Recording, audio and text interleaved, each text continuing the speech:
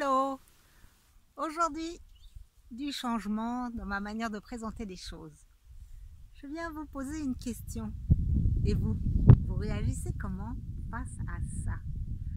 Face à un éclair au café que j'utilise aujourd'hui comme métaphore très concrète, comme le grand tentateur.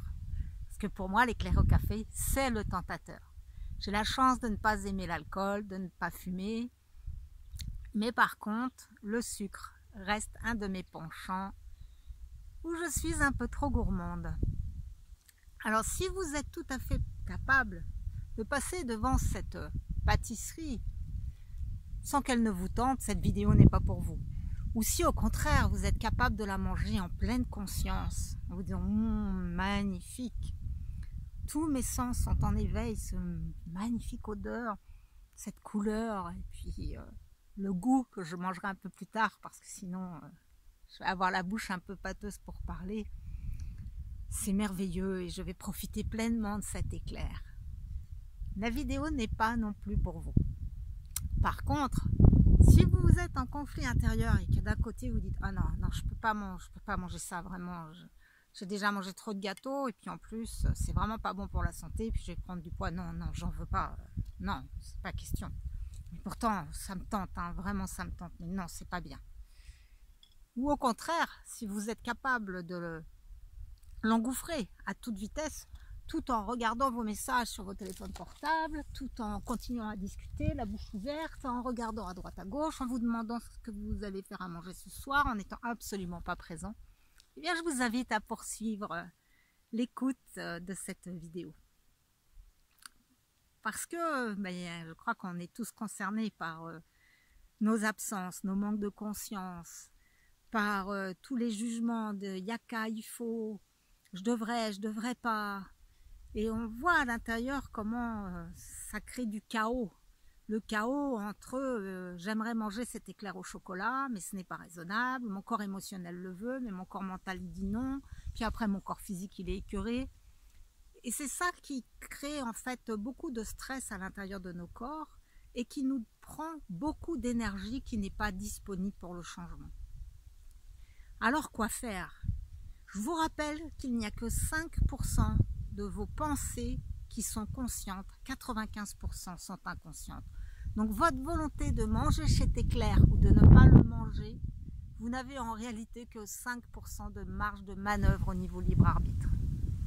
Ça pourrait être démoralisant, mais ça peut aussi être très rassurant si vous apprenez à ne pas vous juger avec cette conscience pour vos comportements automatiques que vous n'estimez pas favorables à votre épanouissement. Donc si vous regardez cette vidéo, c'est sans doute que vous avez envie de changement. Vous avez envie d'être capable de porter une meilleure maîtrise à vos comportements automatiques, que ce soit vis-à-vis de la gourmandise, que ce soit vis-à-vis de substances ou de comportements que vous trouvez vraiment indésirables et que vous aimeriez changer. Donc vraiment, je vous invite à vous traiter avec bienveillance. C'est la première étape.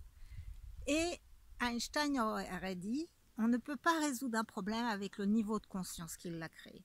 Donc la petite personnalité Caroline qui a très envie de manger ce gâteau au café, ce n'est pas elle qui peut gérer ça, ce n'est pas elle qui a la capacité de gérer. Celle qui va avoir la capacité de gérer, c'est son essence, son être. Et comment je sais qu'il est là, c'est tout simplement que je peux m'observer en train de manger ce gâteau de manière totalement inconsciente. Comme je vous disais tout à l'heure, en train de regarder mon téléphone et pourtant je suis là en train de me dire je suis en train de regarder mon téléphone puis de manger mon gâteau. Qui c'est qui est en train de savoir que j'accomplis toutes ces tâches en même temps? C'est l'observateur. Donc cet observateur, c'est ce vous qui n'est pas vous.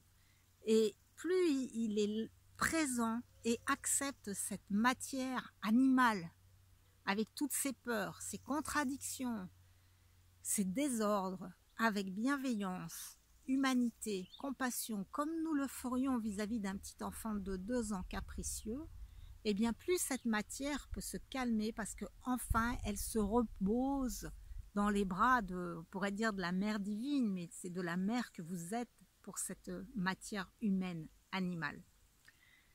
Donc il y a d'abord une trilogie vraiment à intégrer, qui est la trilogie matricielle, qui est, c'est pas important, que je mange ce gâteau ou que je ne le mange pas, ce n'est pas très important. Pour qui je me prends, moi, petit égo, à croire que le monde va être considérablement bouleversé, et ma santé aussi, si je mange un éclair ou si je ne le mange pas.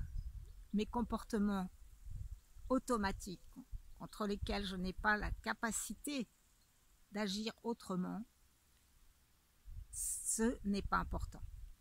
2, il n'y a rien à comprendre. Ah oui, moi je mange cet éclair à toute vitesse parce que, et puis je ne peux pas me retenir de manger du sucre parce que d'abord le sucre c'est aussi dépendant que l'héroïne, c'est une drogue, donc c'est pas de ma faute parce que je suis droguée au sucre. Et puis quand j'étais petite, ma maman, quand elle me laissait pour aller faire des courses en ville, elle me ramenait une sucette au chocolat, et depuis j'ai acquis l'idée que la récompense sucrée était liée au retour de ma maman. Et puis mon grand-père, il a manqué pendant la guerre, et vous voyez qu'on peut se raconter des tas d'histoires avec toujours ce que Reine Claire Lucie appelle la maladie de l'astacose, c'est qu'on va remonter sur des histoires de causes et d'effets qui peuvent nous emmener très très loin, sans jamais apporter de changements probants dans notre matière physique. C'est pas important, il n'y a rien à comprendre.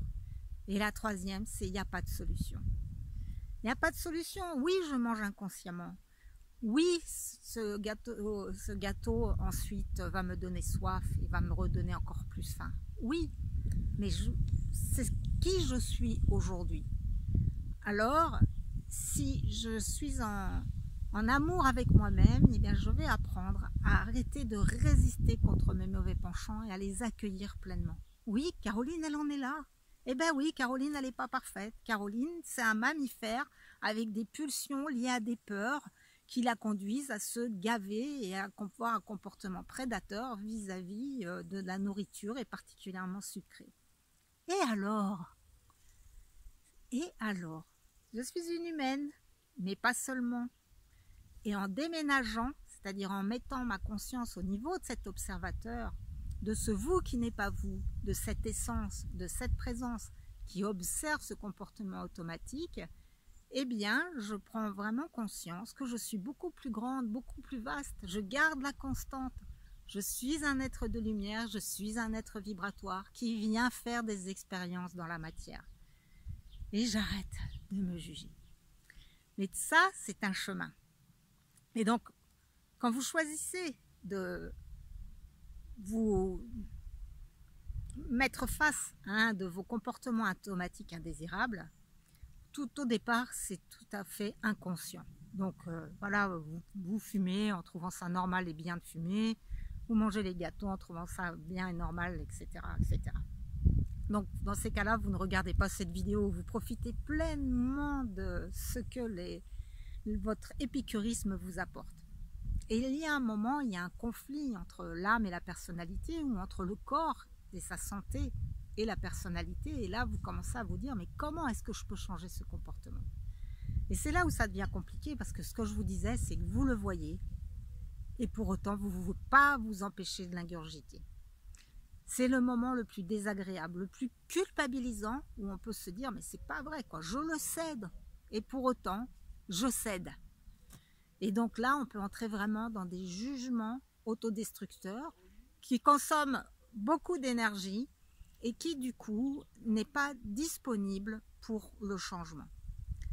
L'étape suivante, ça va être tout simplement de s'observer parfois, eh bien de commencer de manière inconsciente, et puis d'un seul coup, la conscience revient et on finit en étant beaucoup plus présent à soi. Et ensuite, l'étape d'après, ça va être de ce gâteau, il me tente bien. Ok, est-ce que je le mange ou est-ce que je ne le mange pas? Et être capable de manger peut-être une bouchée ou 2 bouchées et de mettre le reste pour plus tard ou au compost, puisque de toute façon, quoi que nous mangions, ça part également au compost.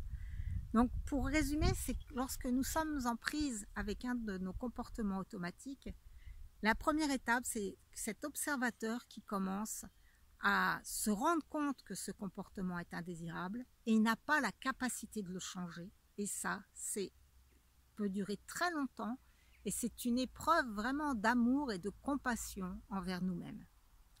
La deuxième étape, c'est on va commencer à se voir faire pendant l'acte et pouvoir commencer à changer une fois qu'on a déjà quand même entamé le processus. Et la troisième étape, ça va être effectivement d'avoir ce choix avant de s'engager dans nos automatismes indésirables. Mais ces trois étapes sont à respecter et sont parfois très longues. Moi, vis-à-vis de l'éclair au café, vis-à-vis de la nourriture, je vous avoue que j'en suis encore à être trop souvent en mode automatique et inconscient. Ça ne m'empêche pas de faire des vidéos, d'avoir créé Souffle Quantique, d'être une super observatrice par rapport à mes émotions, de contacter ma guidance intérieure. Donc, c'est ne pas se focaliser sur ce qui va le moins bien dans votre vie, mais au contraire sur ce qui va le mieux.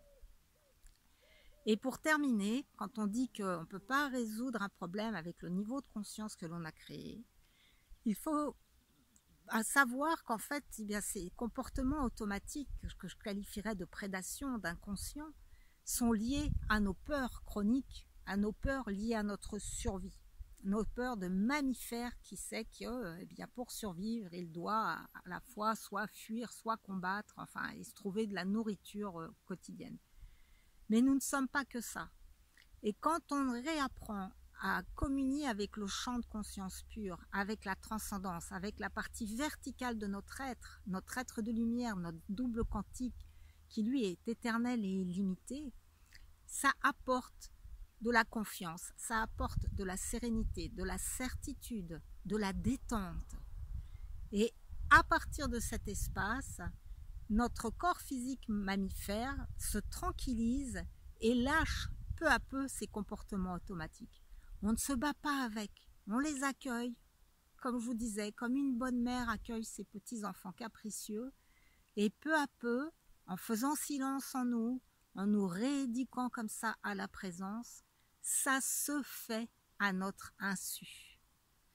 Donc, merci, merci, merci pour vous accueillir avec tous vos défauts, avec tout ce que vous aimeriez être de différent en vous et de vous rappeler que rien n'est important, qu'il n'y a rien à comprendre, qu'il n'y a pas de solution et que votre plus grand défi, c'est d'apprendre à vous aimer dans toutes vos imperfections.